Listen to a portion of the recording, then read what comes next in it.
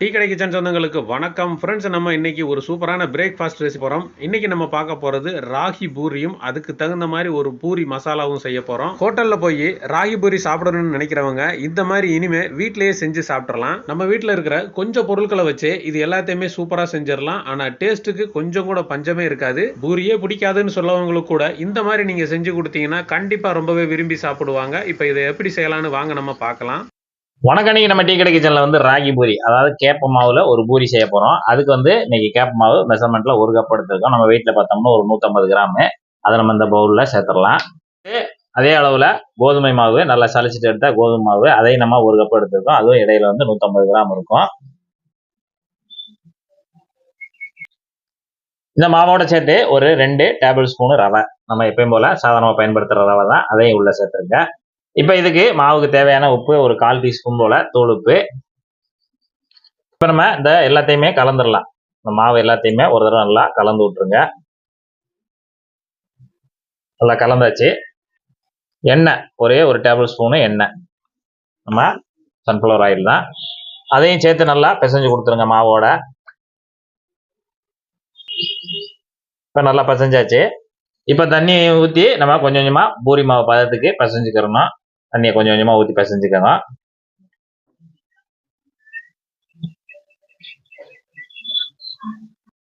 இப்போ கொஞ்சம் கொஞ்சமாக தண்ணி சேர்த்து நல்லா கெட்டியாக பிசைஞ்சுக்கிடலாம்.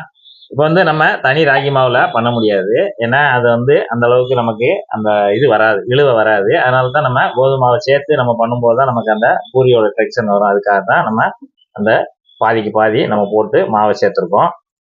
இப்போ நம்ம கொஞ்சம் கொஞ்சமாக தண்ணி சேர்த்து நல்லா நம்ம பூரி மாவு பதத்துக்கு நல்லா பிசையணும். வந்து பிசைஞ்சு ஊற வச்சா தான் நமக்கு நல்லா பூரி நல்லா சாஃப்டாக வரும். இந்த ரவை வந்து கொஞ்சம் கிறிஸ்பியாக இருக்கும். இப்போ நம்ம பிணைஞ்சாச்சு. பிணைஞ்சிட்டு நல்லா உருட்டிக்கோங்க. மாவு பிணைஞ்ச பக்கம் பார்த்தீங்கன்னா இப்படி இருக்கணும். லைட்டாக இப்படி அழுத்தினோம்னா இந்த மாதிரி லேசாக பதியணும். ரொம்பையும் சப்பாத்தி மாவு ரப்பாக இருந்துடாம கொஞ்சம் அதை விட கொஞ்சம் லூஸாக இருந்தால் நல்லாயிருக்கும். இந்த மாதிரி இருக்கணும். மேலே கொஞ்சம் எண்ணெய் மசாலா தடவி விட்டுருங்க. இப்போ ஒரு 1/4 மணி நேரம் அப்படியே ஒரு மூடி வச்சு நல்லா ஊறட்டும். அதுக்கப்புறம் இப்போ நம்ம சிம்பிளாக ஒரு பூரி மசாலா பண்ண போகிறோம். அதுக்கு நம்ம ஒரு பாத்திரத்தை வச்சுட்டு 2 டேபிள் ஸ்பூனு நம்ம ஆயில் ஊற்றிருக்கோம், சன்ஃப்ளவர் ஆயில் ஊற்றிருக்கோம். எண்ணெய் நல்லா சூடாயிட்டு இப்போ நம்ம எண்ணெய் சூடானோடனே ஒரு 1/2 டீஸ்பூனு கடுகு உளுந்து சேர்த்துருக்கோம். நல்லா பொரியட்டும். இப்போ நல்லா கடுகு பொரிஞ்சிருச்சு. பொரிஞ்ச உடனே ஒரு டேபிள் ஸ்பூனு கடலைப்பருப்பு, அதையும் போட்டு அதையும் நல்லா பொரிய விட்டுறலாம். ஒரு 1/2 டீஸ்பூனு சீரகம், அதையும் உள்ளே போட்டுருங்க. இப்போ நமக்கு 3 நல்லா பொரிஞ்சு வந்துருச்சு. நல்லா பொரிஞ்சு வந்த உடனே வெங்காயம், நம்ம இங்கே ஒரு பெரிய சைஸில் ஒரு 3 வெங்காயத்தை நீல வாக்கில் வெட்டி வச்சுருக்கோம், நல்லா உதுத்து வச்சுருக்கோம். அதை நம்ம அப்படியே இந்த எண்ணெயில் சேர்த்துடலாம்.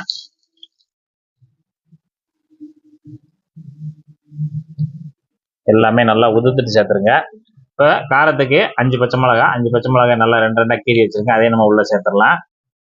இப்போ நம்ம பச்சை மிளகா வந்து நம்ம 2 கீரி போட்டோம். 2 கீரி போட்டோம்னா அந்த வெங்காயம் வதங்குறதுக்கும் அது வதங்குறதுக்கும் ஈக்குவலாக இருக்கும். 2வது கொஞ்சம் காரத்தன்மை வந்து சட்டுன்னு உள்ள இறங்கிடும். அதுக்காக தான் இப்போ வெங்காயம் பச்சை மிளகாய் எல்லாம் நல்லா வதங்கி வரட்டும். ஒரு கண்ணாடி பதத்துக்கு வதங்கி வரட்டும். இப்போ ஒரு கொத்து கருவேப்பிலை உருவிட்டு உள்ள சேர்த்துருங்க. நல்லா வதங்கி வரட்டும். இப்போ நமக்கு ஒரு 1/4 மேலே நல்லா வதங்கி வந்துருச்சு. இப்போ இந்த நேரத்தில் வந்து நம்ம ஒரு 1/2 டீஸ்பூன் போல் மஞ்சள் தூள், இதுக்கு தேவையான உப்பு ஒரு 1/2 டீஸ்பூனு தூள் உப்பு, அதையும் போட்டு நல்லா எல்லாத்தையுமே நல்லா கலந்து கொடுத்துருங்க. இப்போ நம்ம இந்த மஞ்சள் பொடி போட்டு ஒரு நிமிஷம் வதங்கட்டும். லேசாக அந்த மஞ்சள் பொடியோட வாசனை நல்லா போகிற வரைக்கும் லேசாக வதக்கி கொடுங்க. இப்போ நமக்கு வெங்காயம் நல்லா இந்த அளவுக்கு வதங்கினா போதும். நம்ம வந்து அந்த பூரி கிழங்கு மாவு சாப்பிடும்போது நல்லா அந்த வெங்காயம் வந்து நல்லா வதங்கி மென்று சாப்பிடும்போது நல்லா டேஸ்ட் இருக்கும். அதனால ரொம்ப எல்லாம் வதங்க விட்ட வேண்டாம். இந்த அளவுக்கு லேசாக கொதிஞ்சு வந்தோடனே நம்ம இங்கே ஒரு 1/4 கிலோ உருளைக்கிழங்கு, நல்லா 3 உருளைக்கிழங்கு இந்த அளவுக்கு எடுத்து வச்சுருக்கோம். எடுத்து நல்லா அவிச்சு வச்சுருக்கோம், தொலையை உரிச்சிட்டு. இதை நம்ம அப்படியே லேசாக ரொம்பையும் செய்ய வேண்டாம், சும்மா ரஃப்பாக அப்படியே லைட்டாக நசுக்கி விடுங்க போதும். மசிச்சு போட வேண்டாம். இந்த மாதிரி நசுக்கிட்டு சும்மா அங்கங்கே நல்லா ஒரு பெரிய பெரிய பீஸு அந்த மாதிரி இருக்கிற மாதிரி சும்மா அப்படியே லேட்டாக அமைக்கிட்டு அப்படி போட்டாலே போதும். கலந்து விட்டுருங்க. இப்போ நம்ம உருளைக்கிழங்கு போட்டு நல்லா ஒரு தடவை நல்லா இந்த மாதிரி கிண்டி கொடுத்துட்டு இப்போ தண்ணி சேர்த்துக்க போகிறோம். தண்ணி ஒரு 400 ml தண்ணி சேர்த்துக்கணும். இப்போ நல்லா கலந்து விட்டுருங்க. 400 ml தண்ணி சேர்த்துருக்கோம். தண்ணி சேர்த்து நல்லா கலந்து விட்டுருங்க. நல்லா கொதிச்சு வரட்டும். இப்போ நம்ம பூரி கிழங்கு நல்லா ஒரு கொதிச்சு வந்துருச்சு. நல்லா கலந்து விடுங்க. கலந்து விட்டோடனே கொஞ்சமா இந்த அளவுக்கு ஒரு 2 பிஞ்ச் அளவுக்கு பெருங்காயத்தூள் லேசாக சேர்த்து விட்டு அதையும் நல்லா கலந்து விட்டுருங்க.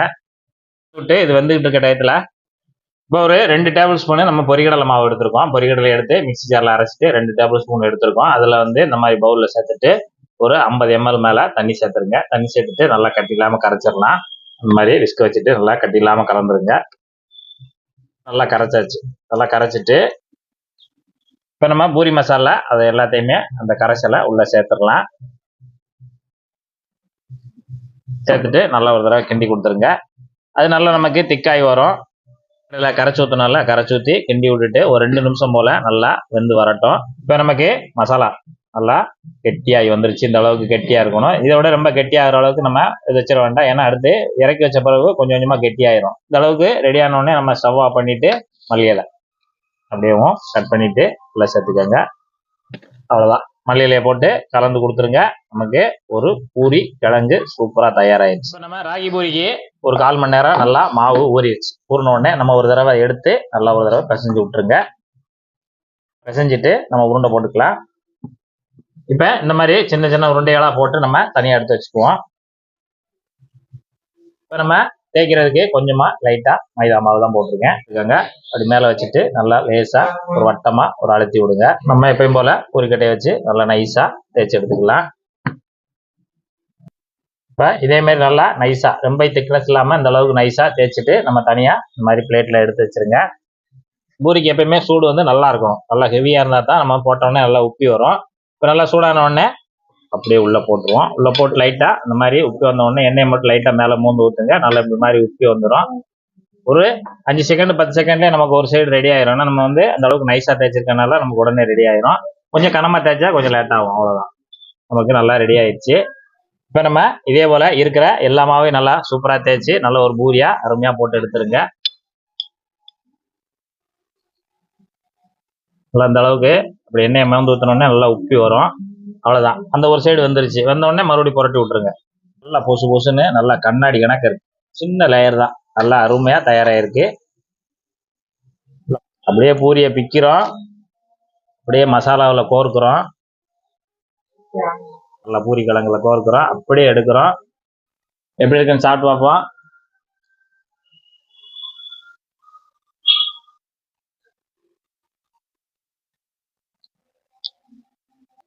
நீங்கள் நம்ம டீ கடை கிச்சனில் வந்து ராகி பூரி நல்லா சூப்பராக தயாராகிருக்கு. நல்லா அருமையாக நல்லா மேலே நல்லா கிறிஸ்பியாக நல்லா உப்பி சின்ன சின்னதாக போட்டு மசாலா அதை விட எஃபெக்டாக இருக்குது. இதுக்கு காம்பினேஷன் நல்லா செம்மையாக இருக்குது. ராகி பூரியை வந்து நீங்களும் உங்கள் வீட்டில் வந்து இந்த மாதிரி நம்ம சொன்ன மெத்தடில் சூப்பராக போட்டு சாப்பிட்டு பார்த்துட்டு எப்படி வந்துன்றதை கமெண்ட்டில் சொல்லுங்கள். நன்றி, வணக்கம்.